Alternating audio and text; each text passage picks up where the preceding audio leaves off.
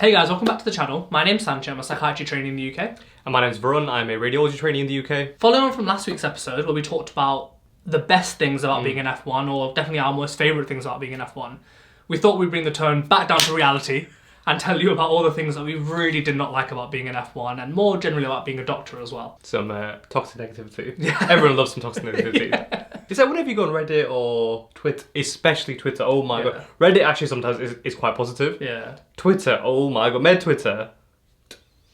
I went in it once and I felt depressed. I was like, I deleted my Twitter account. I was like, I'm never going back on Twitter again. I'm done with this now. I was just done with it, man. Yeah. So what about you, Varun? What was the thing you hated most about being an F1? Working in the NHS. I said it, mate. I think you need to be more specific. Yeah, don't get me wrong, okay, before you jump on my back, I'm not against the principle of the NHS. What I mean is, it's a monopoly employer, and they very much view you, at least in some trusts, as expendable. You're just another number to them. They have no incentive to make your quality of life better, or to make your job better or more desirable, because they know you have to come work for them. They also know that 4 months later you'll be gone. Yeah. So you can just complain, then you move on, and then the next lot will complain about the same points again. It almost feels like they're making your life difficult on purpose. In any other job, if you don't like the company you work for, at least you have the option to go work for someone else. Yeah. And yeah, fine, here you can go work for a different trust, but you never choose the trust you work for. You just kind of get sent there. And it's still the NHS. It's still the NHS, so you still have largely the same problems. I just find it mad that sometimes they send you to a different hospital, maybe 50, 60 miles away, without you having a say in it, or don't care if you have a family or not. And then the worst part is you can't park. Yeah. You can't park on site. And you have to accept it.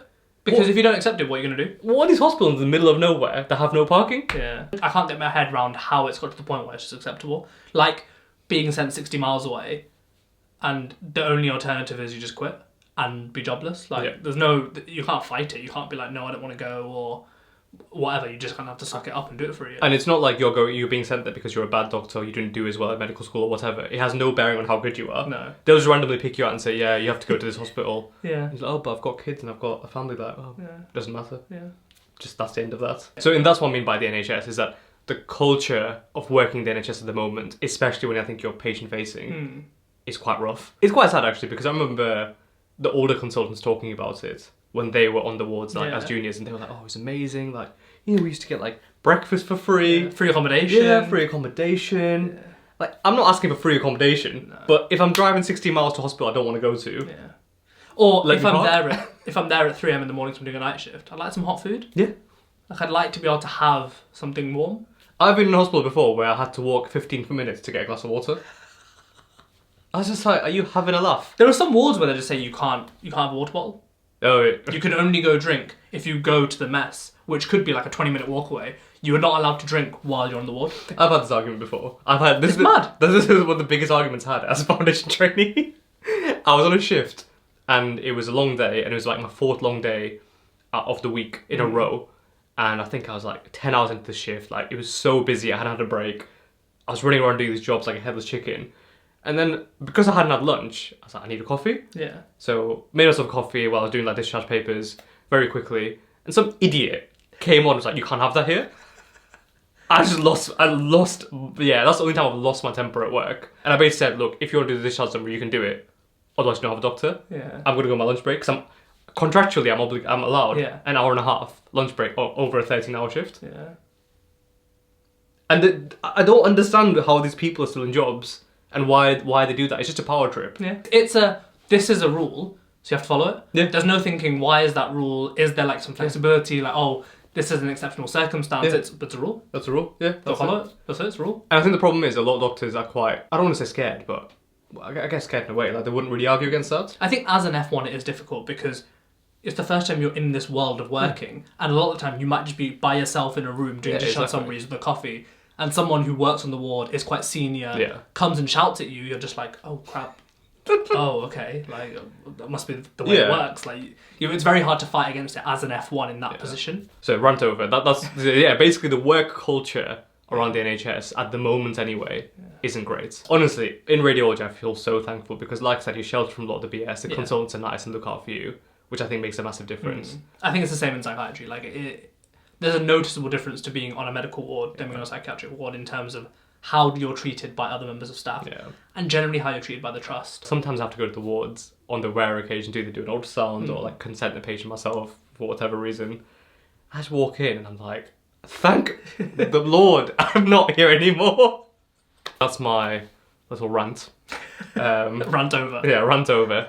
What don't you enjoy about being a doctor, specifically in F1? As an F1, the thing that I picked up really quickly was that medical school hadn't prepared me for the job. Yeah. And that's because the job was so mundane. Yeah. Your day-to-day job, you're like 9 to 5. When you're on call, it's very different. Leave that out of this.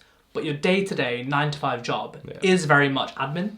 You follow a doctor or two around in the morning for ward round and you document. You order scans, you order investigations, you order blood tests. You then chase the results of those and you go and tell said doctor. Yeah. And that's kind of it. You very rarely have to use your brain that much. So a lot of the 9 to 5 job is really mundane. And you're just kind of a bit of an admin monkey. Like, you're not really bruising your mind, not really thinking that much. Just a lot of typing, a lot of ordering, a lot of chasing things, phone calls and stuff like that. So I just found it a bit boring. I'll tell you what, phone calls I didn't mind because often you're referring people to other specialties. Yeah. So you're kind of using your medical brain. I'll tell you what I really didn't enjoy. Bloods and cannulas. See, why is man out here putting bloods and cannulas? Why am I doing that? I didn't mind it initially because it was like, oh, it's something practical. It's something I can get better at. Because when you start, no one's like, great. And the more you do it, you do get better. Right. But it very quickly comes to the point where you're like, all right, I'm done now. I'm good at this. I don't want to do it anymore. Someone else do it. I think it's mad that we have to do bloods and cannulas. Yeah. In most countries, the nurse is able to do them. Yeah. But for here, for whatever reason, nurses aren't trained. So they just can't do them. You get a lot of like European doctors, Asian doctors, and they come across and they're like, what the hell's going on? They don't do ECGs, they don't do bloods.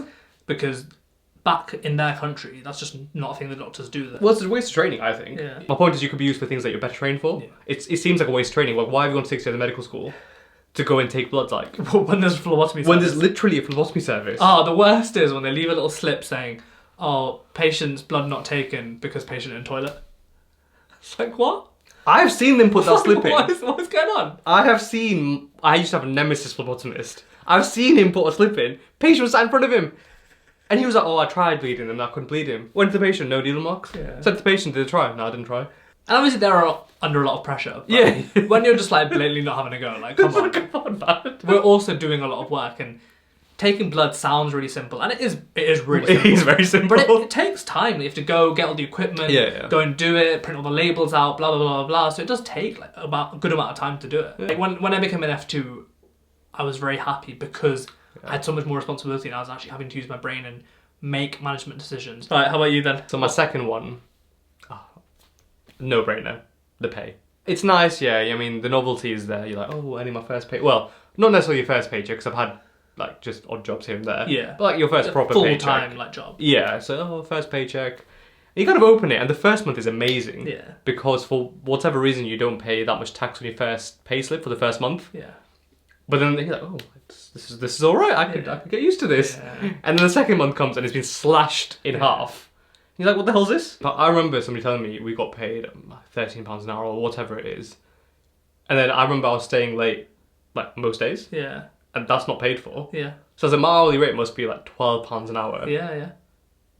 And even, it doesn't get better that much, does it? I think in the past there used to be things to mitigate against that, like a lot of places would have messes, which are now being closed down, stupidly. So like when we talked about the free accommodation, the free food, all of that stuff was kind of not built into your pay, but it meant you didn't have to pay for as much food. Yeah. You got your rent for free, so it kind of artificially increased your pay. People say, oh, it's a vocation. I don't really agree with that. It is a job. I think it's a job that you have to take more seriously than other jobs. Yeah. And I think you should have pride in what you do. But that doesn't mean we should just be forced into doing it or guilted into doing it for not an adequate amount of money. I think it's the two things, isn't it? It's an awful system to work in and you're not paid very well. Yeah. I think if one of the two things was good, true. You wouldn't have the problem. No. If it was a beautiful place to work and you were really looked after but the pay wasn't great, I think the majority of people would just be like, alright, fine, no, like fine, it balances out. Or if it was a crap place to work but you're paid really well, then you'd be like, fine, they pay me well enough. But right now it's a crap place to work and you got crap pay, so what are you getting out of it? I mean, don't get me wrong, I'm not out here not be able to heat my home or like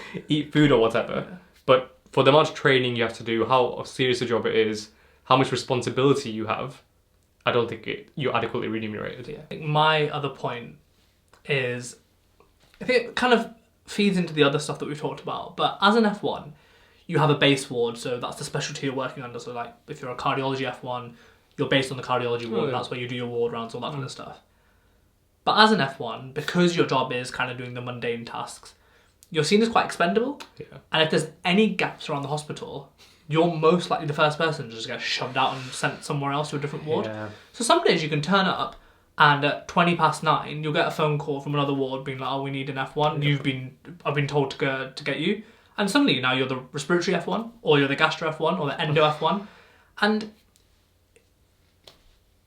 I think there's not enough said about going from an established team, people you know, doing with patients you know, doing work that you know, to a completely random part of the hospital, to a different ward with random people, nurses you don't know, staff you don't know, doctors you don't know, and just be expected to do that just at the drop of a hat. On the regular. Yeah, like literally, there were some times where the F1s were spending more times doing other jobs than their own specialty, and that's mad. Like, thankfully, that didn't happen to me, so I had a good experience of the specialties I was doing.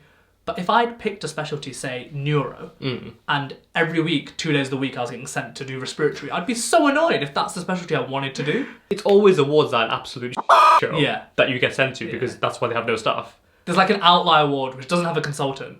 The nursing staff are like bank staff because they've been pulled in, so they're not that familiar with the hospital, and you're just running it now. You just turn up to work and suddenly you're running a ward. It's like being a locum, but without the pay. This is a very depressing video. Yeah, I kind of like reminiscing. I kind of like it. Anyway, if you want a more positive video, then check out the video we did last week, which Sanchit will link, or I'll link up there. Yeah. And apart from all that, we will see you guys same place, same time next week, as always. Yeah, see you later.